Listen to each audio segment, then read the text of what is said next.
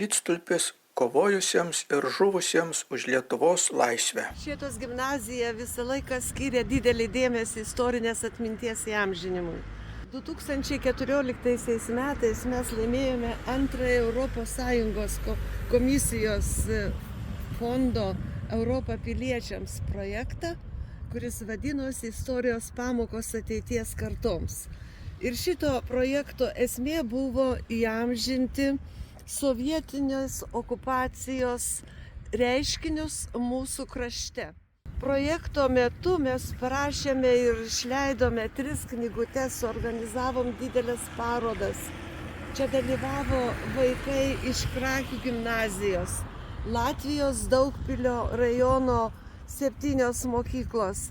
Jie čia visi buvo suvažiavę tuo met, kada atidengėm šitą paminklą ir klebonas jį pašventino.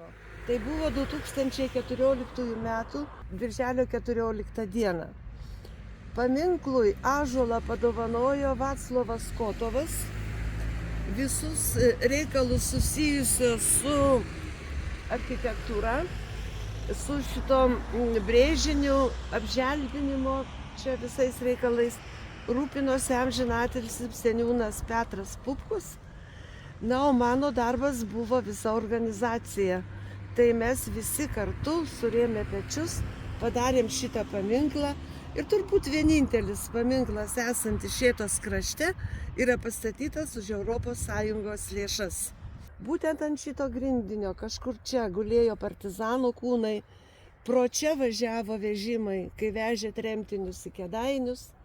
Čia pagaliau tvėrėsi kolūkiai vienas po kito, vyko visokios transformacijos. Ir paprastai šiuo laiku dažniausiai prisimenam paskutiniuosius kolūkių santvarkos laikus, kada gyvenimas jau buvo nusistovėjęs ir mes visi buvom pripratę, kad taip ir turi būti. Bet turėkime omeny, kad buvo labai ilgas laikas, kol laisvą ūkininkų kraštą pripratino gyventi kitaip. Ir mūsų tikslas buvo surinkti medžiagą apie tą laikotarpį. Ir labai buvo smagu, kad daug žmonių prisidėjo prie šito. Tai Kėdainių muziejaus muziejininkas Banys, mūsų mokytoja Audronė Pečiulytė, taip pat šviesios atminties Stanislavas Stašaitis. Jie parašė straipsnius, surinkę medžiagą apie Šėtos krašto tremtinius, partizanus, apie kolūkių steigimąsi. Mes surinkom daug atsiminimų. O mūsų mokiniai piešė tai, kas buvo tuo metu 2014 metais likę iš sovietinės okupacijos laikotarpio. Ir turiu jums pripažinti, kad ta paroda galėtų būti atnaujinta, jinai vis dar yra mokyklos fonduose, kad tai buvo labai didelė patirtis vaikams pamatyti, kaip viskas transformavosi ir keitėsi. Ir todėl ne veltui, kai mes šitą paminklą atidarinėjom, tada, kada rengiam čia didelę konferenciją tarptautinę Šėtos kultūros centre, į vieną būrį buvo susivienijusios visos Šėtos įstaigos, kokios čia tik yra, ir dalyvavo labai daug žmonių. Aš visada tai prisimenu su dideliu jauduliu, nes suprantu, kad kiekvienas žmogus tai, ką gali, turi padaryti, vardan to, kad mūsų istorija išliktų, kad mes prisimintume savo praeitį, ir žinotume, kad mes nesame tuščioj vietoj.